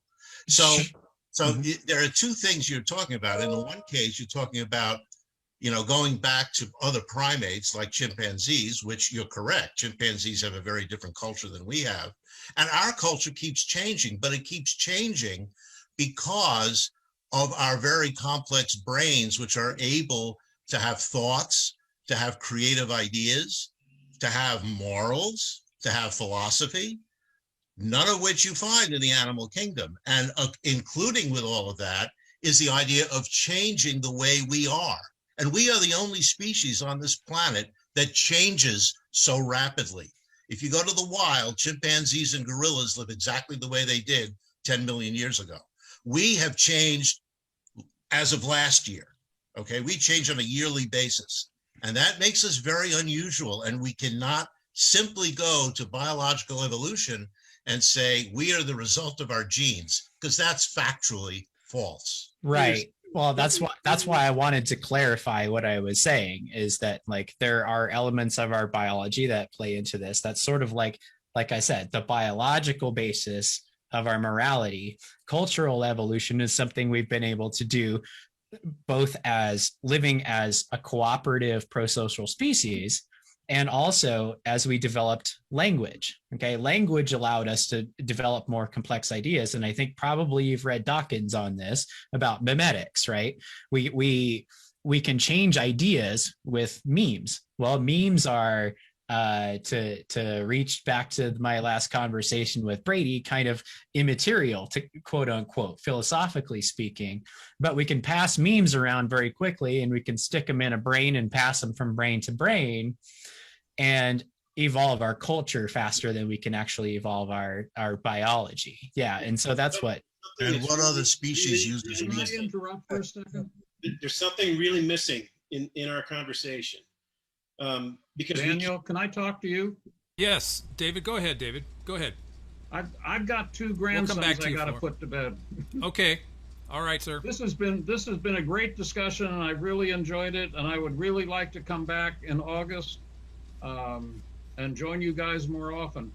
But yes, I really have to go. All right, sir. Take care. Thank you. Thank you, David. Thanks. Dr. Beck, thank you so much for being a part of the Atheist and Christian Book Club, and I'm very much hoping. I was really wanting to get the ontological argument with you. I'm going to hold off that till later, because I need help, and I need some help on this. Okay. Thank you, Dr. Beck. Thanks so much for being part of the club. Thanks. Well, that was excellent to be able to have that on. I wish that discussion could have gone on a little bit longer. But there's some other things, man, just hitting some of the, scrolling by on all the text, there's some great comments and some good questions that's being asked, too, that I think it would be great for us to continue the conversation. We're usually go 2 hours, which gives us about another 20 minutes. So, Daniel or Brady, do you have somebody else lined up that... Yeah, I think Phil was trying to get in a statement Phil. just a few minutes ago. Hey, Phil. Hi. Yeah. Can you hear me? Yeah. So there's something that's really kind of obvious, and just it's kind of like screaming for our attention in this conversation about morality. I'm hearing the evolution of morality quite often in this conversation. So we're talking about how morality supposedly evolves, and that it's a part of an evolutionary process that may or may not be related to biology. And it seems to me that every time we talk about the evolution of something, that we're talking about progress. We're talking about the development of something from simple to complex, from primitive to more advanced. And so whenever you talk about the evolution of morality, there is a hidden assumption that we are somehow progressing towards a better morality than what we had before. And so anybody can raise your hand if you think that's probably not the case. But I think that whenever we talk about the evolution of morality, we're talking about progress. We're talking about improvement in our moral impulses. Okay. And if that's the case, and I think that there's that underlying assumption all the time whenever we talk about the evolution of morality, that we're improving our morality. We're learning how to be more moral, how to treat people better, and that kind of thing. Okay. If that's the case, then here's the question that's the elephant in the room. What are we comparing our progress to when we say that our morality is better now than it was 100 years ago? There has to be some kind of standard that we're comparing morality to in order to say that we're actually improving and that our morality is better now than it used to be. If there's no standard of morality above all of this, then to compare that to, then it's meaningless and incoherent to talk about the evolution of morality, to talk about any kind of progress that's being made. So I'd like to say a word. I'm perhaps a little bit simplistic in my thinking. I fall on River's side. I appreciate, River, you courageously standing up to a lot of opposition here. So I want to join in with you. In my simplistic mind, it's more a matter of, well, looking at the world and thinking about what kind of world do I want to live in? What is the kind of world that I want this to be? And sure, somebody else might have a different standard of what they think the world should be like, and it might conflict with my view. But and that happened in Nazi Germany, for example. The Western powers said, we don't like this vision of the world where Jews are killed and put in concentration camps and where other people's territory is invaded. We don't want to live in that type of world, so we're going to oppose it. And so in that particular case, it took force to oppose it. In other cases, it takes mere persuasion to say, this is why my vision of the world looks like a better place than your vision of the world. And so while it would be nice to have an objective standard by which to arbitrate all these preferences and desires, the reality is, if there is no God, then we're stuck with trying to make the best of the way things are and try to make the world what we want it to be. I want to live in a world where there's less suffering than more suffering, right? So on balance, a world that has less suffering is a world that's better than one that has more suffering. So call that simplistic, but that's the world I want to live in, and I'm going to argue for that. So that's my standard. Okay. So, and Steven Pinker wrote a book, The Better Angels of Our Nature, where he enumerated a number of what I think, this is an answer to Phil's question about, well, how do we define progress? Well, if you can't look at the world and see that a 100-fold drop in the murder rate over a 1,000-year period is progress, then that's a hopeless relativistic outlook. I mean, I want to live in a world where there's less murder than where there's more. And call me naive, but that's just the way it is for me. But Ken, that assumes that killing fewer people is better than not killing fewer people. Well, that's the world I want to live in. I know. I want to live in a world.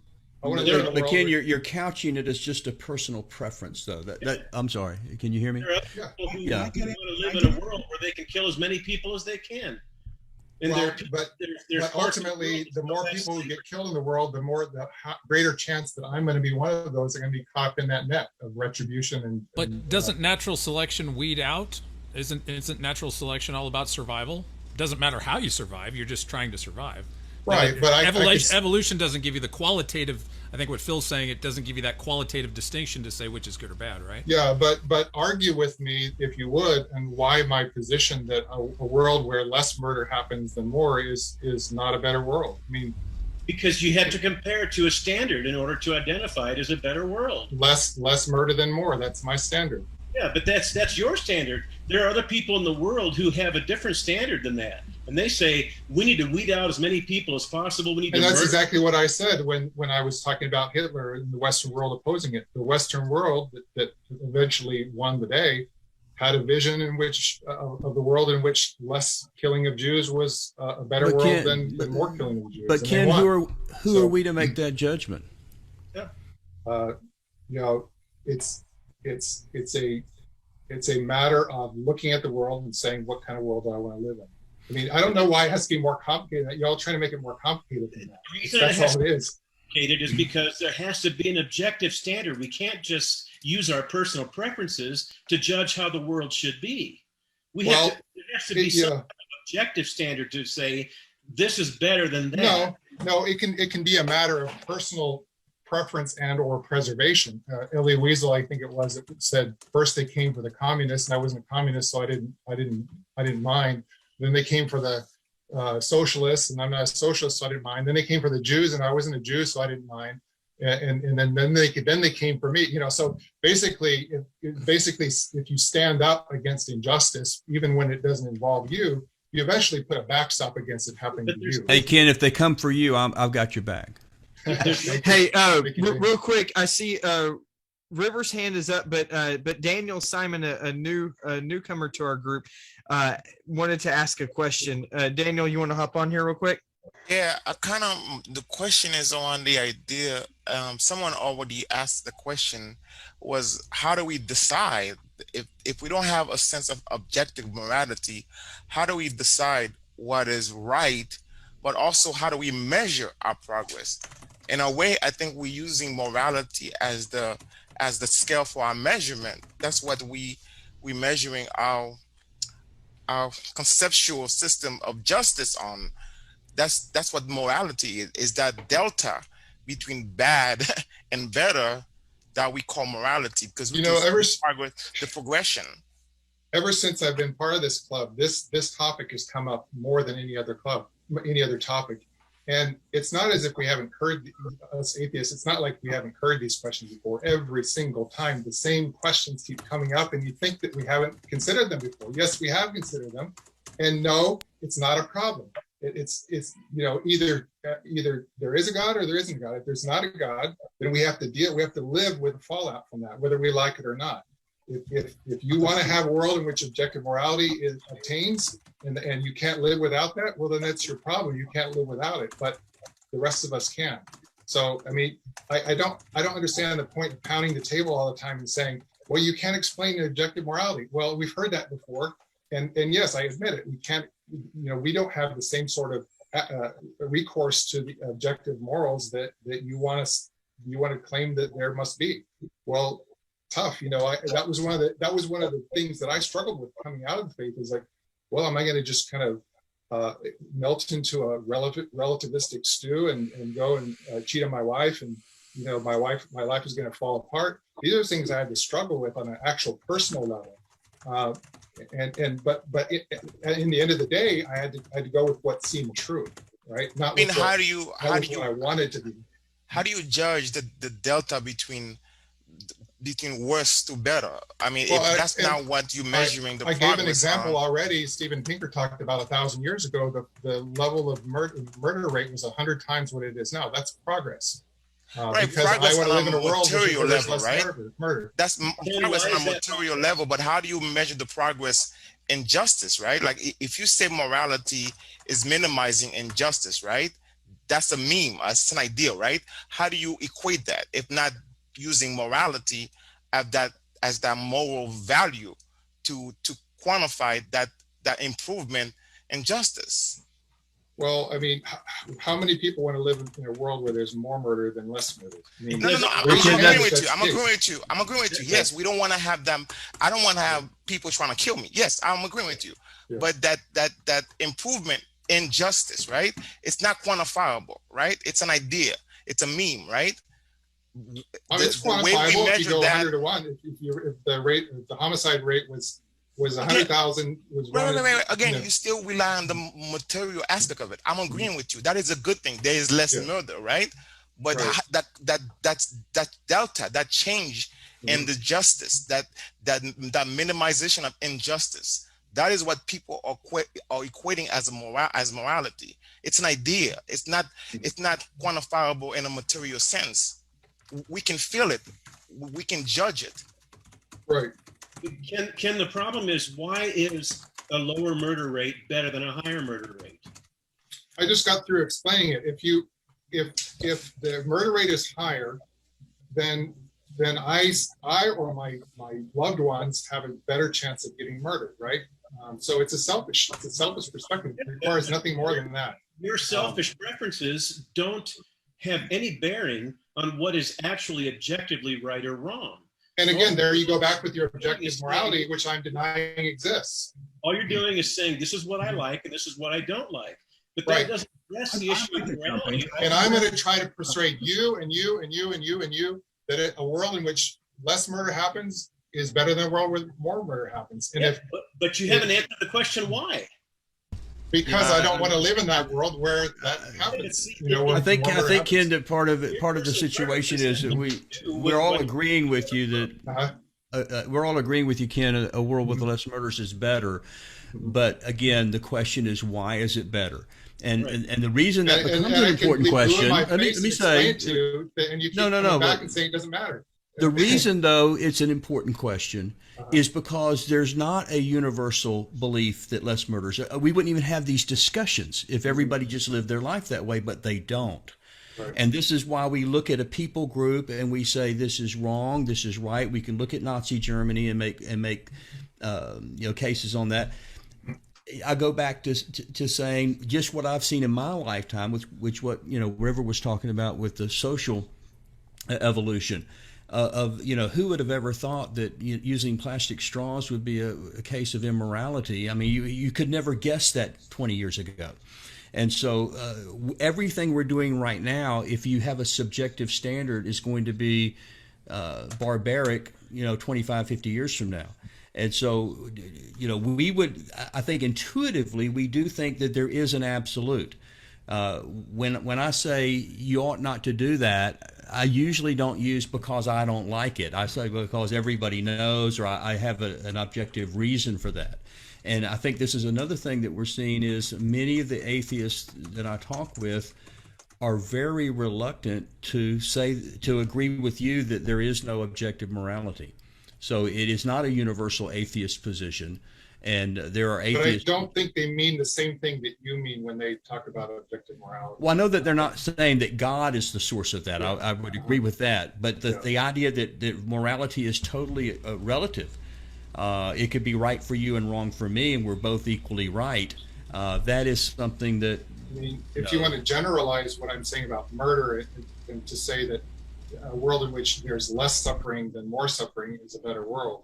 Why? Human flourishing, you can use that as well, but you're still back to the why. And question. I see the inherent problem is really, we asked. I don't know if you guys remember when we had Sasha on, Carl Sagan's daughter.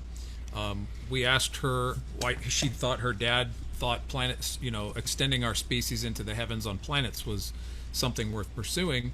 And I think it was Sasha's words and her dad's words in Pale Blue Dot that said, just for a little longer. And it would seem to me, for this idea of morality and survival and wanting to live, that the longer you live, the more suffering you are actually going to create, not only for yourself, but for society who has to take care of you. I'm speaking purely naturalistically, sort of a cold view of what's going to happen when you're 97. This idea that if I live to be 97 and somebody's going to have to take care of me, I'm going to suffer, I'm going to have bodily pains and all this stuff. What is the point of living and extending our biology, if you will, to live to a point where we become infants basically again, and we subject ourselves to all different kinds of suffering the longer that we live? And so what I'm having a hard time seeing, Ken, is what do you mean by progress? If we're not, is it just progress in living longer? Progress in being older, or progress in populating the species? Because I don't see there being a schematic, I think as Daniel said, a schematic for how you're measuring this delta of progress.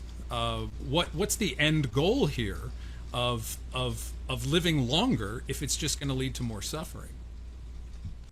I mean, those are some really probing questions, Daniel. I appreciate them. The question of, well, why do we keep procreating if that's just going to prolong suffering for the human race? Those are existential questions that I think are harder, frankly, to answer than some of the other questions that have been raised about how you define morality. Now, I mean, we have a biological imperative to reproduce, and we get joy in having children, and those are things that we think of as good. I mean, most of us, some people, unfortunately, go through their lives and they probably would have been better off never being born in terms of the amount of sheer suffering that they experience, both psychologically and physically.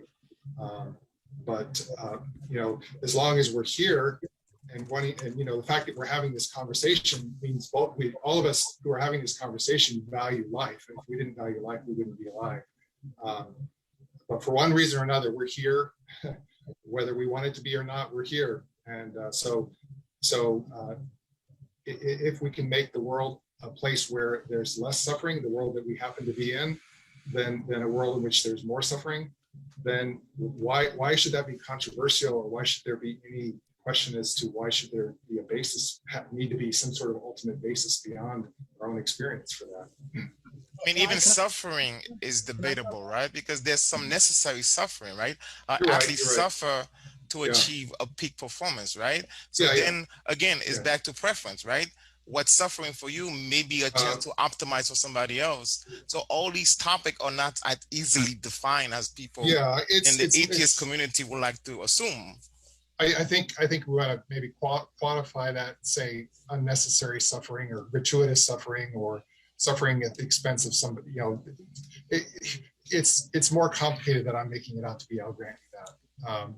But a world in which somebody is torturing somebody else just for kicks, you know, that's a world that I would rather not live in. I mean, if there's, you know, if everybody else is torturing everybody else, they could torture my wife or my kids or rape my wife or my daughter.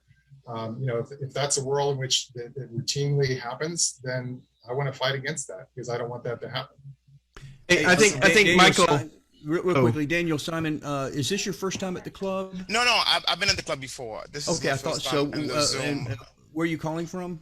I'm in DeSoto, Texas. DeSoto. Okay, you're in the Metroplex. We are thinking about coming back together in person as well as the Zoom. So thanks for letting me know that.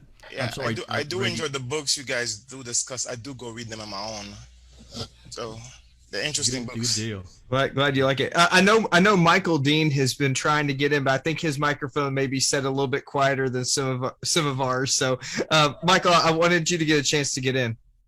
Okay, thank you. Yeah, and thank you for inviting me, James. It's great to see you, brother.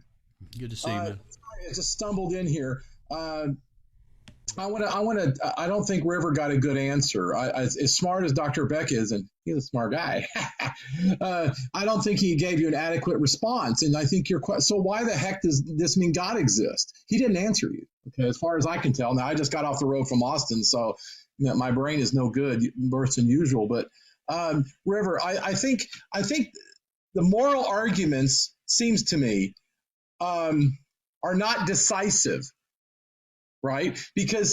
But the question is, it does seem like to me anyway that you know, torturing babies for fun and things like slavery and the fact that my Rangers don't have enough pitching, okay, do seem to be things that are wrong. Okay, and more than just evolutionary the product of evolution. And so, what explains this? Okay, and my atheist friends, my naturalist friends, the only game in town for my naturalist friends generally, unless you just want to say I can't explain it, is evolution. But it seems to me, what is the best explanation for this? And I would say an appeal to God or some kind of metaphysical thing. And remember, there's a whole different world of, while I'm a Christian, there's a whole different world of religion out there. I have a lot of Hindu friends I work with. Okay, but nevertheless, the question is, what's the best explanation for this? Something that seems like there's some kind of, as the judge supposedly said at Nuremberg, you are guilty, Nazis, because there's a law above the law, right? That's why you are guilty. Okay, and I don't think that the moral arguments are decisive for some kind of monotheistic view, but I think they're compelling. And what's the most compelling? It may be that everything is relative, and Ken is as honest and open as he is. I really appreciate it, by the way. Wrestling with these questions in a beautiful way. The truth of the matter is, if it's just personal preference, it's relativism.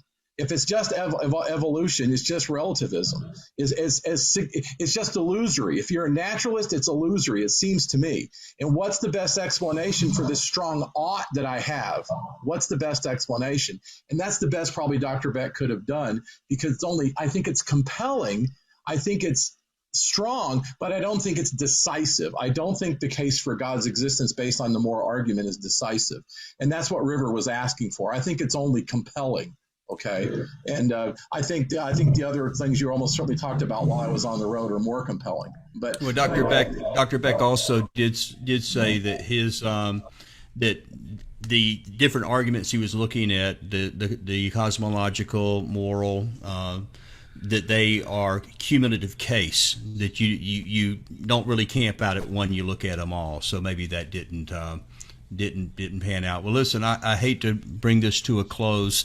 There's some great questions scrolling back on this. I'm looking forward to going back and watching the whole video again. We will get this edited up and put up on our website, atheistchristianbookclub.com. We've got probably 2 years worth of past book clubs with some great guest authors that have been taking our questions and sharing about their book, so you can go there. I did want to let you guys know, we'll get you the detail later, but Lawrence Krauss, cosmologist, theoretical physicist, New York Times bestselling author, will be our guest next month, the first Thursday of August. And we are definitely looking forward to having him. We will get back with you later. Watch on our Facebook page for which book we're going to deal of his, with his. And then a couple of others that we have. Daniel, who are some of the other ones we've had a possibility of having? Unmute, sorry. So we have been in contact with Michael Shermer, who was positively wanting to affirm an appearance. We do have positive interest from Stephen C. Meyer, who I interviewed in May. And we have that, as we said at the beginning of the broadcast, we have an inkling of possibility with Dr. Bart Ehrman as well. So that's what our fall is lining up to be like. And then we had one more, I think, who Bill had mentioned a couple of months ago, the biblical scholar, James. Who was that? You remember? Is Bill still with us? No, he's not. He had to leave. I've forgotten the name, but it was I would say John Dominic Crossan. Is that right? I don't think we have him that we've actually talked with him that I know of. You're talking about. I know who. I think you're talking about Ken. Who's the Dale Allison? Yeah, Dale Allison. Dale is one we want to get. Ken has spoken highly of him and has got me intrigued to want to look at one of his books. So we're going to put a word out to Dale Allison and see if we get him on the book club as well. Ken, would you like that idea? Definitely, and the other question is, would he take up an atheist slot or a Christian slot? That is a good question. I would atheist. Hey, we Christians have to save those spots are golden for us, so we've got to hang on to them as best we can. So, but I do appreciate and Bart Ehrman. That would be great if we could do that as well. By the way, his $1,000 an hour, it goes toward charity. That is a good point that we want to bring out. We were kind of making a little bit of joke about that, but it's not to put in his pocket. It does go to charity as well, and I would not have bad feelings at all if Watchmen, if some of the Christian groups can get together and maybe raise some money towards that, and I trust that our atheist members would try to help out on that as well. Yeah, maybe we could just get 1 hour. If it's $1,000 an hour, that would still be worth it, I think. Mm-hmm. Yeah, he just to let you guys know, he emailed me back personally. It wasn't his staff or anything. And he said the club sounds interesting, like he'd never heard of it before. And he's in England right now till August. And he says, my rate is $1,000 an hour, just letting you know. And so it seemed like, well, I got a direct contact with him. And so I think if I shot back and I said, if we can raise the money, would you be interested in October? So I'm waiting on that. In last month's book, Richard Dawkins, you guys who were part of the club remember that he personally wrote as well and did consider coming in on the club with us and promised to watch the video afterwards and perhaps respond to any questions that the book raised. So again, for a fledgling little atheist and Christian book club, I think we are very blessed, very privileged to be able to have some top-notch authors. And and some good club members on both sides. As I've said before, I appreciate the book club because it helps me get out of my echo chamber. I get challenged by being part of the club. I hope it makes me a better thinker. I hope it does.